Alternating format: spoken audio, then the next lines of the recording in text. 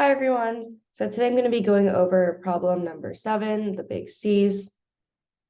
And so for this problem, let's kind of go over what they're asking us. So complete the recursive function C helper so that C galore returns true if phrase contains at least 2 uppercase C letters and false otherwise. Yeah, and as you can already see here before I continue further is that I've already kind of highlighted some stuff in advance, just so we know where to we know like what points may be important once you go throughout the problem. So yeah, as we can see here, I did highlight this phrase, this sentence here, where it tells us that C helper takes in a string phrase and a Boolean has seen C that represents whether a single uppercase C has been seen so far. So this is kind of important because it tells us the function that we're supposed to write C helper, and this tells us not only the arguments of this function, but also what it's supposed to return as well. So we can see here that it returns a Boolean, takes in a string as well. And you can also see that from the code outline as well. And then moving on, note that indexing and slicing works on not only lists, but also strings. So if A is hello, then A of 1 would evaluate to E. And then this string slice here, where we go from 2 to 4, that would be the 2 L's. Right, so we have the C galore function here. And we can see here that we're simply just returning the C helper function. And we're calling it on phrase and the Boolean false because, again, this is whether we have seen C or not. And, because we're starting our search for C, we obviously haven't seen it yet. And so that's why we would want to input false for has seen C when we're calling the helper function. Right, so kind of going over the helper function structure here. A couple of things that stand out right away is that these lines right here, we can tell that this is going to be our base case, right?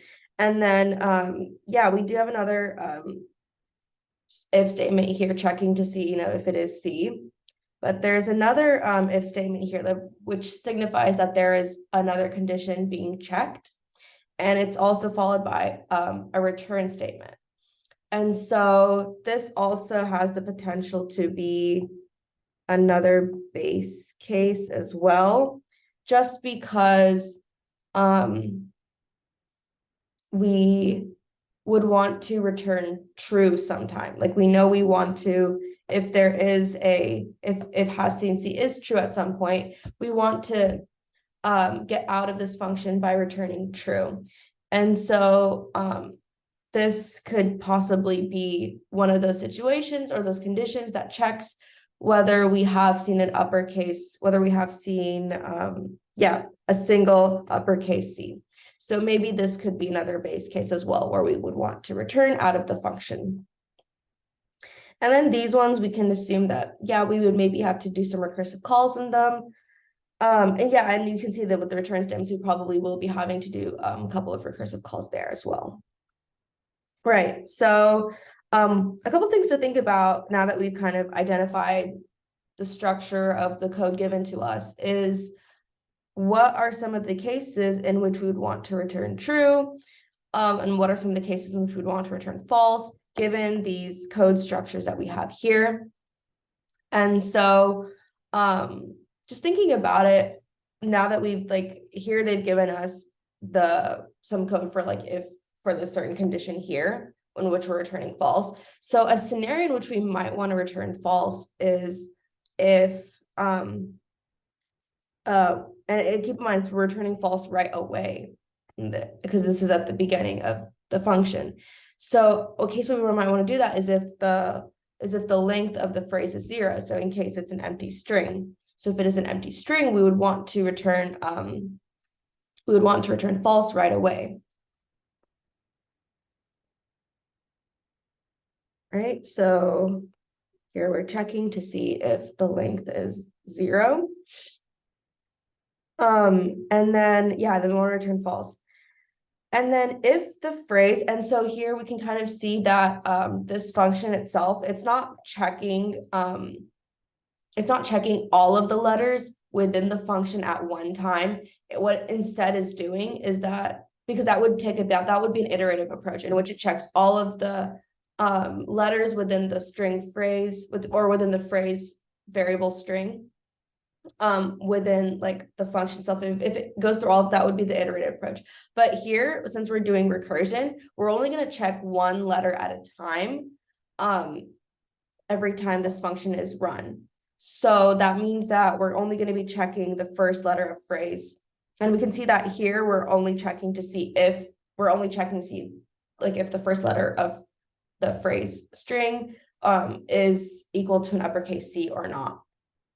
So in the case that it's not, we would want to, because this is the recursive approach and we're only checking one letter at a time every time this helper function is called, we would want to do the recursive call here to basically splice that phrase variable every time. So we check the first letter, then we cut it out and check the next subset of the letters. So I can kind of write that out here as well.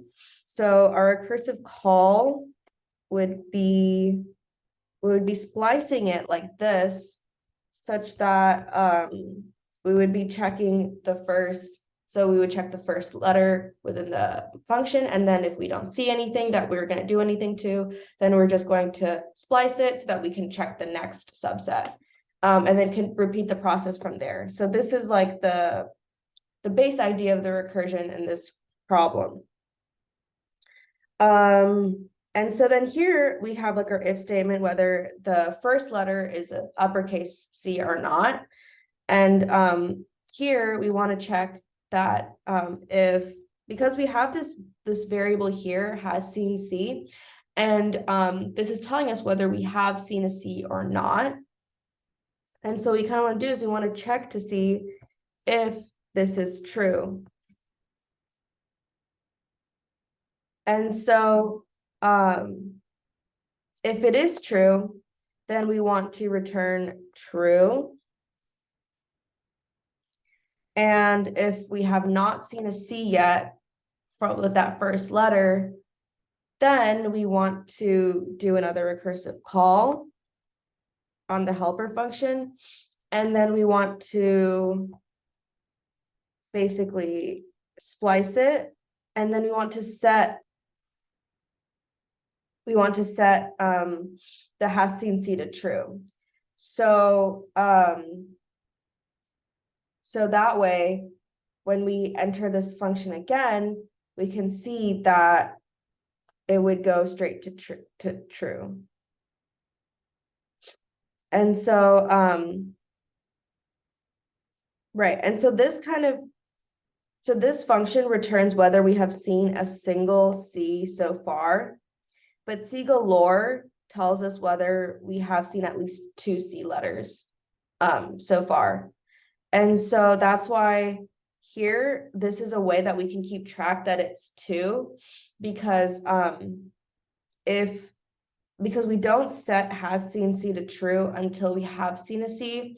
And then when we run into the second C, then we check to see if we have seen a C before. And if we have, then we simply just return true because we have seen 2 C's from there. So this kind of approach helps us ensure that we have seen the 2 uppercase C's. And we didn't have to use any counting variables or anything to track how many C's or we ran into when iterating through. This was more of like this approach was more embedded in the recursion and the Boolean logic and all that stuff. So yes, that is the end of this problem.